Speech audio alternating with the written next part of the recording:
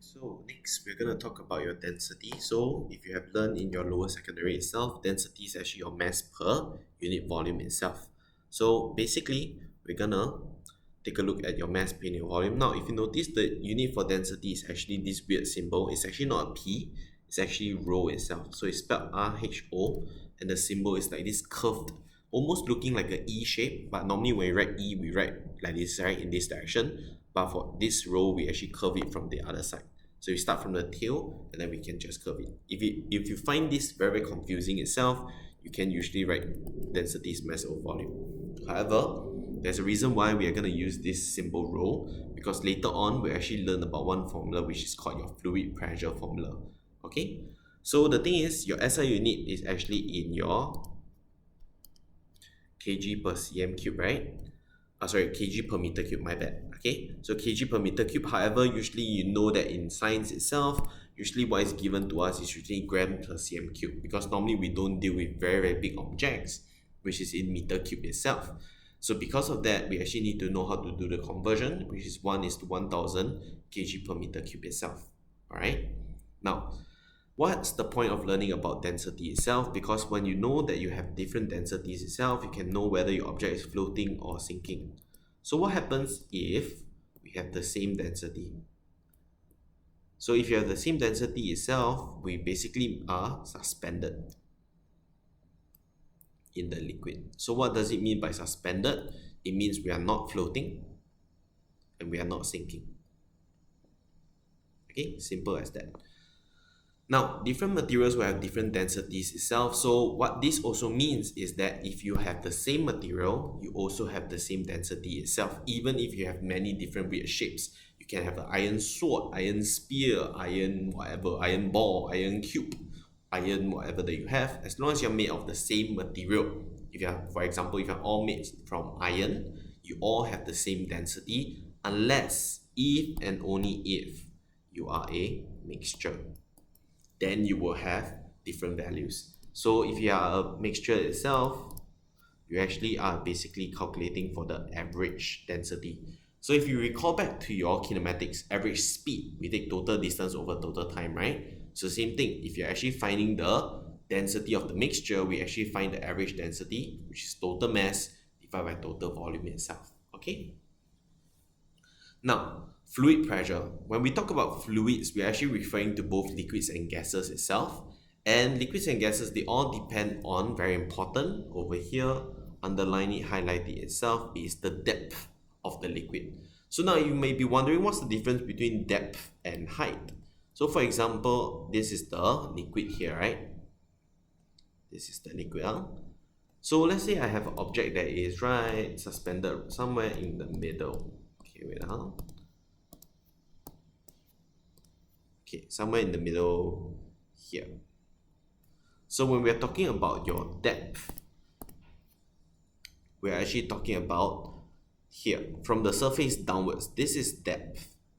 And on the other hand, when we are talking about height, we're actually measuring it from the bottom up. So depth is actually from the top down, and height is measured from the bottom up. So it is actually very different to actually calculate it. So just remember, the deeper you go, the more pressure you will have. Okay, now why is that so? Why is it that when I go deeper, there will be more pressure? Because there is more liquids or more fluids pressing down on your object itself. So every single time you will want to always ask yourself, for my object in the middle, what is pressing down on my object? Is it just the liquid? How much liquid? So we always look above that point. What is directly above that point? What is pressing down on my liquid itself? Now, the formula that we'll be learning is what we call your pressure is rho GH, or some schools use H rho G. Doesn't matter which one you use, but basically it is the density of the fluid, which is this P rho over here, which I said, this one here, and your gravitational field strength, which we know is 10 newtons per kg, or depending on what your school use, and the depth. Now, I want you to take note, even though this is H, we are actually referring it to depth. Alright? And very important, as I always told you, as long as you're using a formula, you must always use SI units. Okay, which is very, very important, because if you don't use meters, if you don't use kg per meter cube, if you don't use Newton per kg, if you don't use meters, you will get it wrong, because you are directly solving for pascals. Okay, if you don't use these units, you cannot solve for your values. Okay, now, and I want you to take your attention to this part over here. If you notice, the formula is rho GH, right, which is density, gravitational field strength, and depth. You will realize that there is no volume involved, there is no area involved, which means no matter how big or how thick my setup or my container is, it doesn't matter, because the formula for pressure is rho GH. There is nothing about area or volume that directly affects my pressure. The only thing that affects my pressure is the depth, all the way down. How deep is it? So any depth, for example here, all of them will have the same pressure at this height. So they all have the same pressure at the same depth. So basically, if you notice, let me here, here, here, and here. If you notice, all of this pressing down on it is just the air. So all of them have the same pressure because they only have air applying a pressure on them. Likewise, this point, this point, this point, and this point, they all have air as well as this amount of liquid pressing down on them. Okay, so the further you go, the more and more pressure, because basically I'm adding air and the liquid, and as you go deeper and deeper, more and more liquid will be pressing down, and your pressure gets bigger and bigger and bigger and bigger. Because don't forget, ultimately, pressure has to do with depth. The deeper you go, the more pressure you experience. That's why if you look at submarines, whenever they show in the movies itself, whenever they go deeper, you always hear that the metal is like getting squished, because the outside water pressure is getting bigger and bigger as they go down the depths. Okay, so very important, volume and area do not affect my results for my pressure itself. Only the vertical depth, not height, vertical depth. So we don't come from the bottom up, we come from the surface downwards. Alright, so let's take a look at the work example here. Now, if you notice, you have your area given to you, you have a density given to you, and they tell you that the height is also given to you. Gravitational field strength also given. They want to find the pressure solely due to the liquid itself in pascals. So which means pascals, very important. So let's actually make use of what we actually learned. We learned that formula is rho GH, right? Pressure is rho GH. So this one is the liquid pressure. So density 0.90. However, you realize I cannot directly use it like this. Why? First things first, my density is 0.90 grams per cm cube. So if I want to convert it, first thing I do is I change it into fraction form. I want to find kg and meter cube. So first thing, 0.090 grams, I will divide by 1000. And below here, I will times 10 to the minus 2. And because I cube, I will also cube whatever that I times and divide. And you end up with 900 kg per meter cube. Okay, so you can just press your calculator to double check itself, but basically this is how it's done. Now, same thing, if you are not very familiar with using the 10 to the power 100, you can also use divide by 100 cube. Perfectly fine, it will give you the same result itself. Okay, so same thing, next one is your depth. You notice that your depth is 50 cm. Now, if you notice, even though this question says height, the diagram itself looks something like this, right? But this height is the same as the depth, right? Because if you are literally measuring all the way from top to bottom and bottom to top, it's the same thing. So you want to change it to meters, we divide 100, we get 0.50. Now, we have all our values ready. So 900 times 10 times 0.50. Okay, so because of this, you can actually just press your calculator itself. Okay, 900 times 10 times 0.5, you end up with 4,500 pascals itself. Okay, so very important, because if you notice at the end, we all express your pressure in pascals. Therefore, if you do not change or convert your units, you will never get pascals, because this has to all be SI units for it to convert into pascals itself. Okay, so this is how you are expected to do it. Now, if you ever forget to the formula rho GH, if you notice, you have area, you have height, you can find volume, you can actually do a very, very long about method itself to actually go and find weight, which I do not suggest. So that is why we are learning a new formula. You can see once you actually convert it, one formula we are done. We don't have to do such a long exaggerated working itself. So we don't need to do something like this. Very troublesome. Just use one formula, we can solve everything. Okay? So 4,500 pascals. Next one, you have question 2. You have a vessel filled with water. So if you don't know, the water is all the way to the brim below the 40 cm mark. So you have these openings over here. They want to find liquid pressure of A, B, and C.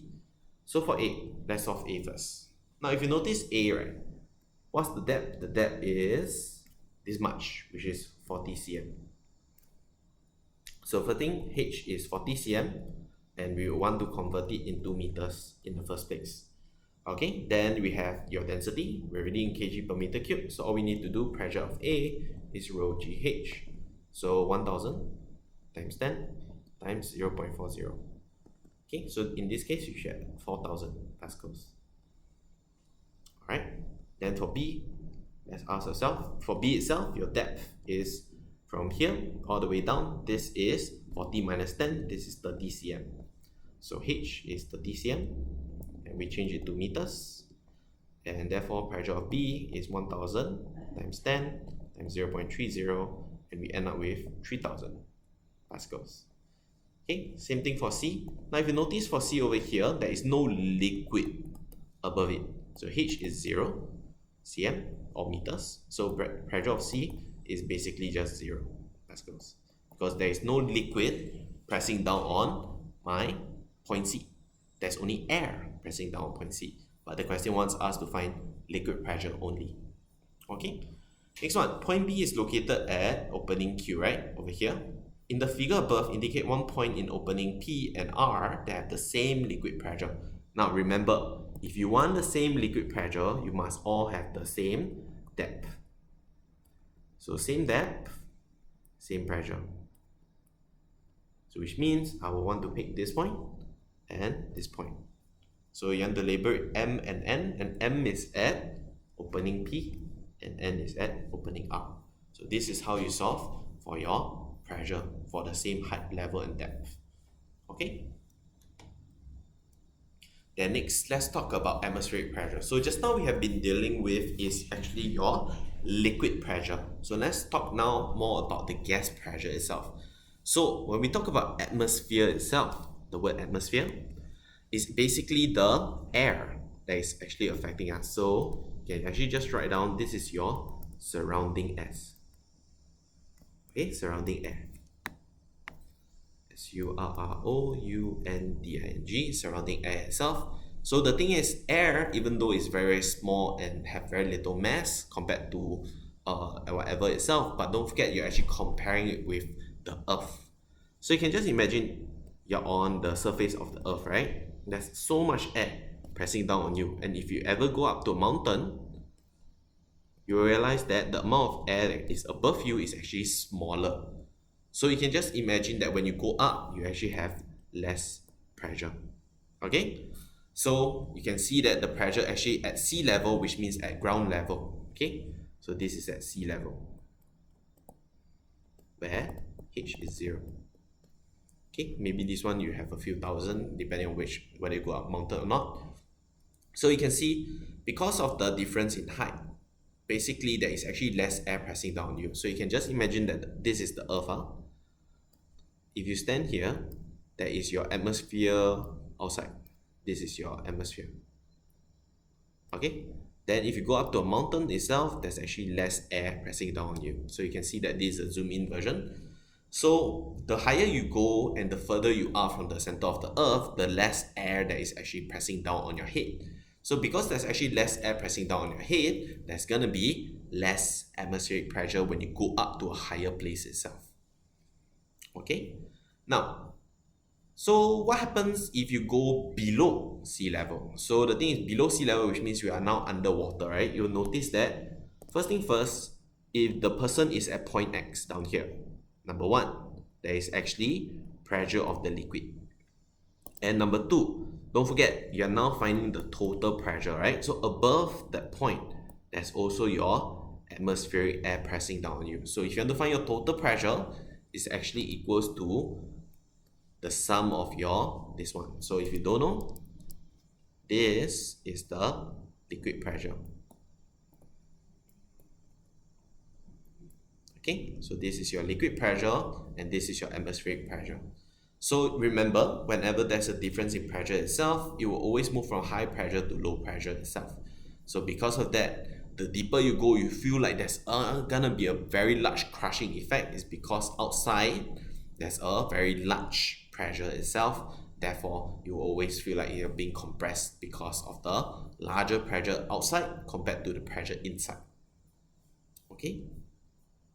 So let's take a look at the work example here. Now, find the total pressure in the following scenarios itself. So when you're at sea level, so you can just imagine the person is right at the, so you can just imagine this is the lake, the person is right here. Okay, so what's directly above the person is just the atmospheric pressure. So the total pressure of the person is just PATM. So what is PATM? They told us, right? 1.01 times 10 to the power 5 pascals. Okay, that's it. And the next, second scenario is when he's actually 10 meters deep. So don't forget, there's also going to be atmospheric pressure. So the total pressure will be PATM plus the liquid pressure. So we know that it's 1.01 times 10 to the power 5 plus your liquid pressure itself, which is rho GH. So what's rho? Density. Double check. Kg per meter cube. What's G? G is 10, depending on the school. H is 10 meters. So same thing, SI units. So let's just press the calculator itself. 1.01 times 10 to the power 5 plus 1000 times 10 times 10. So you should end up with 2.01 times 10 to the power 5 Pascal. So you can see almost your pressure actually doubled when you go 10 meters below. So every 10 meters you go below the surface of the water, you actually will have more and more pressure itself. So that's why if you are not a trained professional scuba diver itself, you're actually not allowed to dive very deep in the sea itself. You actually need a license if you want to go scuba diving, if you want to go and see all those tropical fishes. Okay.